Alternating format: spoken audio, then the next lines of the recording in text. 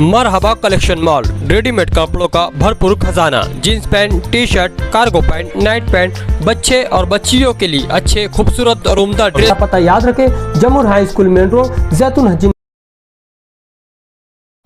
आज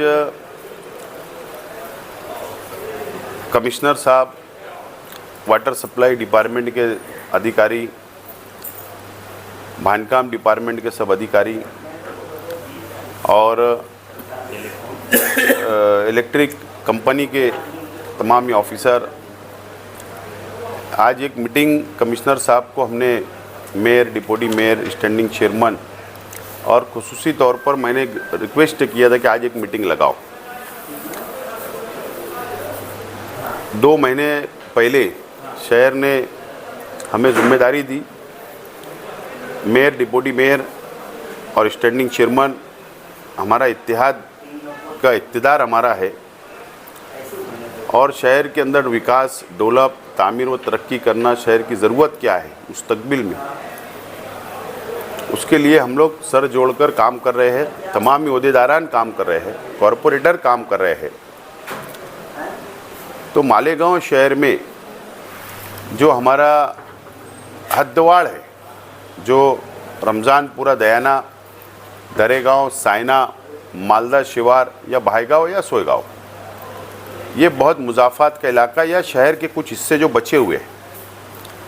एक मिसाल के तौर पर देवी का मल्ला, अख्तराबाद, फार्मेसी वगैरह इलाका, पवारवाड़ी इलाका, वहाँ पर पानी की पाइपलाइन अभी तक नहीं पहुँच पाई है कई इलाकों के अंदर।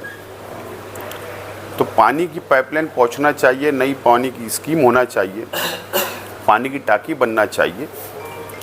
इस ताल्लुक से एक नया डीपीआर तकरीबन वो 200-250 करोड़ रुपए तक बन सकता है, ऐसा एक अंदाजे बात हमारे पास आई है। अंदाजे अभी आज की मीटिंग के अंदर ये बात सामने आई है और उसके ऊपर ये फैसला आज हुआ है कि एक नया डीपीआर तैयार किया जाए और हुकूमत की स्कीम के तहत स्टेट गवर्नमेंट और सेंट्रल गवर्नमेंट की स्कीम से वो पैसा लाया जाए शहर में, ताकि पानी जहाँ नहीं पहुँच पाया अभी तक, पानी की पाइपलाइन नहीं है या पानी की टाकी कम पड़ रही है, जलकुंभ, तो वहाँ तक पहुँचे। इसके लिए आज डीपीआर बनाने का फ़ैसला आज की मीटिंग के अंदर सभी अधिकारियों की मौजूदगी में, ओहदेदारान की मौजूदगी में लिया गया है। और शहर में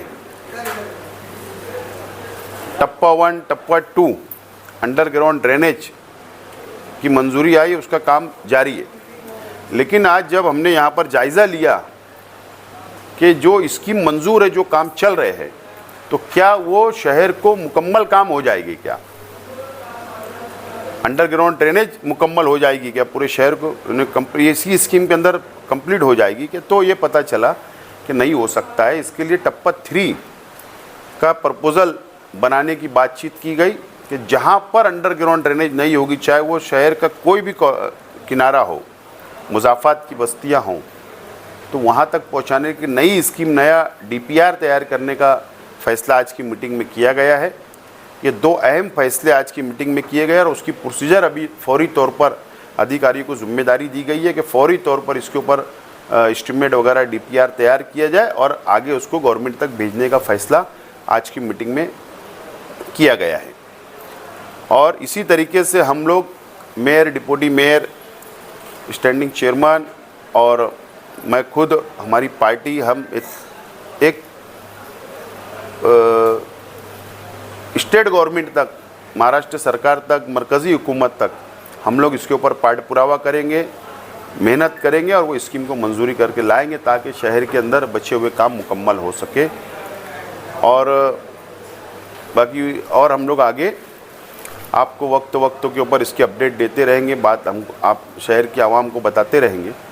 आज की मीटिंग बहुत अहम थी और मुझे उम्मीद है कि सब हम मिलकर इसके ऊपर कामयाब होंगे।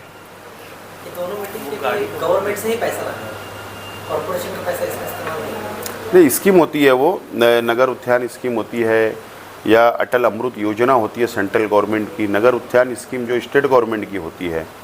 तो दोनों स्कीम में से किसी में से भी पैसा मिल जाए, लेकिन ये बात बिल्कुल तय है कि मालेगांव म्यूनिसिपल कॉरपोरेशन हो या एक पॉलिसी गवर्नमेंट की होती है कि कॉरपोरेशन को अपना हिस्सा अदा करना पड़ता है, चाहे 25% हिस्सा हमको अदा करना पड़ता है, 25% अगर सेंट्रल की स्कीम रहे तो उसको 25 स्टेट गवर्नमेंट को अदा करना पड़ता है और 50% सेंट्रल का होता है। अगर तुम स्टेट गवर्नमेंट से अगर मंजूरी लाने की कोशिश करेंगे तो 70% स्टेट गवर्नमेंट देती है और 30% हमको भरना पड़ता है। हर स्कीम में अभी गवर्नमेंट ने पॉलिसी की है कि कॉरपोरेशन का हिस्सा उसके अंदर रहता है।